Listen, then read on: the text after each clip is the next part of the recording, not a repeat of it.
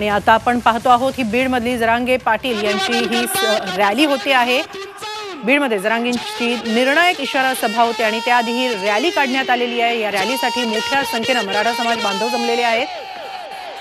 24 डिसेंबर ही deadline Jarange पाटलांनी सरकारला दिली होती आणि 23 डिसेंबरला आपण निर्णायक सभा घेणार असल्याचं त्यांनी तेव्हा सांगितलं होतं आणि त्याचबरोबर आता आज ही सभा होते आहे।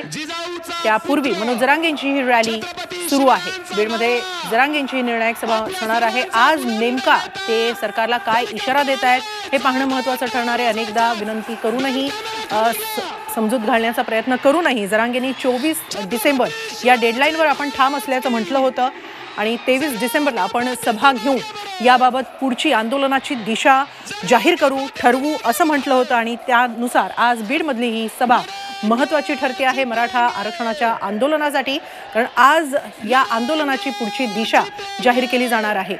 सरकारने शब्द पाळावा असा इशारा जरांगेंनी वारंवार दिलेला आहे आणि आज ही निर्णायक सभा बीडमध्ये होते आहे।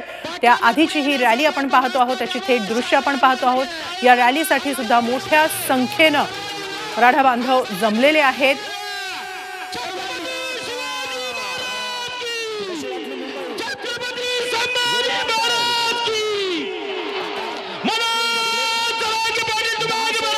एकीकडे सरकार दरबारी मराठा आरक्षणासंदर्भातल्या हालचाली जोरदार सुरू आहेत।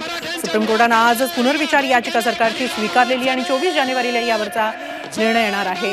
तर राज्य मागासवर्ग आयोगाच्या अहवालानंतर फेब्रुवारीमध्ये विशेष अधिवेशन बोलावून मराठा आरक्षणावर निर्णय घेतला जाईल असं सरकारकडून सांगण्यात आलेलं आहे। मात्र याला जरांगे पाटील तयार नाही आहेत। त्यांनी आधी सांगितल्याप्रमाणे 24 डिसेंबर या डेडलाईनवर आपण ठाम असल्याचं त्यांनी वारंवार सांगितलेलं आहे। तसंच 23 डिसेंबरला म्हणजे अर्थातच आज ही मोठी जाहीर सभा घेऊन या सभेमधून मराठा आंदोलनाची पुढची दिशा जरांगे पाटील जाहीर करणार आहेत।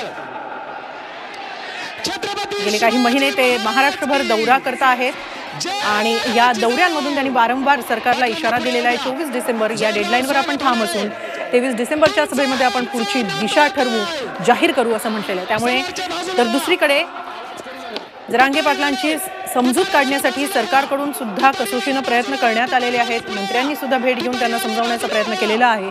त्यामुळे आजच्या या सभेमध्ये खरंच जरांगे ही आंदोलनाची पुढची दिशा सांगतायत की राज्य सरकारची मानता आहेत हे पाहणं महत्त्वाचं ठरणार आहे। 24 डिसेंबरच्या डेडलाईनवर ते ठाम असल्याचं त्यांनी याआधी वारंवार सांगितलेलं आहे। आजच्या या सभेमध्ये ते खरंच आंदोलनाची पुढची दिशा ठरवत आहेत का, ही आंदोलनाची पुढची दिशा नेमकी कशी असेल हे पाहणं महत्त्वाचं ठरणार आहे। दरम्यान बीडमधल्या या सभेसाठी मराठा बांधव मोठ्या संख्येने जमलेले आहेत। याची दृश्य आपण पाहतो आहोत। मनोज जरांगे यांची रॅली सुद्धा याआधी निघालेली आहे, त्याला सुद्धा मराठा बांधवांनी मोठ्या संख्येने उपस्थिती लावली। आता संपलेले स्वागताचं दरम्यान आतापर्यंतच्या प्रत्येक सभांमधून जरांगेंनी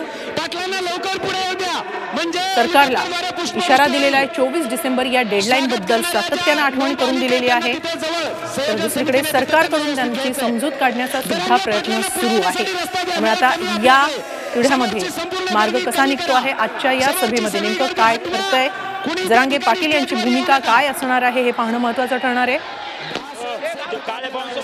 बीडमधली मनोज जरांगेंची आजची ही निर्णायक इशारा सभा आहे। या सभेपूर्वी त्यांनी पदयात्राही काढली, रॅलीही निघाली। मोठ्या संख्येने मराठा बांधव या रॅलीमध्ये सहभागी झाले। दरम्यान जरांगेंच्या सभेच्या पार्श्वभूमीवर बीड पोलिसांकडून 125 मराठा आंदोलकांना नोटिसाही पाठवण्यात आल्या। बीड बायपासवर ही सभा होती आहे। 24 डिसेंबरच्या डेडलाईनवर जरांगे ठाम आहे। आता फक्त उद्याचा दिवस उरलाय, त्यामुळे आज जरांगे नेमका काय निर्णय घेणार, आंदोलनाची ते पुढची दिशा काय जाहीर करतायत याकडे सरकारसह सर्वांचे लक्ष असणार आहे।